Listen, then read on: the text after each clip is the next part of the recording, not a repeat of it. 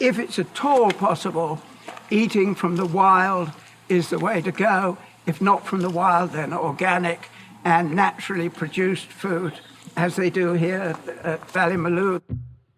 When it begins to be spring, I hope we'll keep Sea purslane, and it really is very good to eat.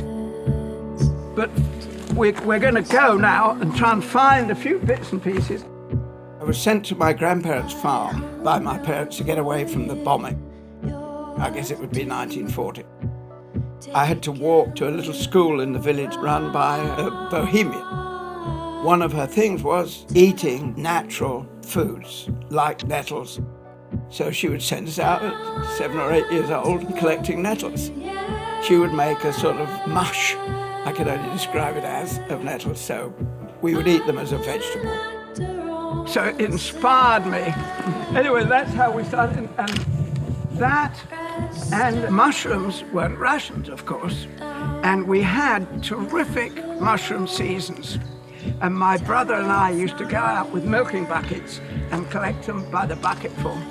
My grandmother terrified me about mushrooms. She would look through the mushrooms and say, not this one, not this one, and chuck away anything she thought was slightly suspect. But that inspired me much later. I'd started going out in the countryside with my young son, and we cooked our own food on an open fire. So I was developing this country wild sort of side. In doing that, I was stumbling across mushrooms wherever I went in the woods. My previous experience was finding mushrooms in the fields with my grandparents. But in this, it suddenly opened my eyes to, my God, there are hundreds of these things. They're important to everything. I'm now looking at the wild foods again as superfoods. I hate this, people buying ready meals and microwaving them. They're not making the food, people are eating on their feet. That side of it is awful. I hope you all enjoyed it. Absolutely. Hurrah. Hurrah. If we don't have fun in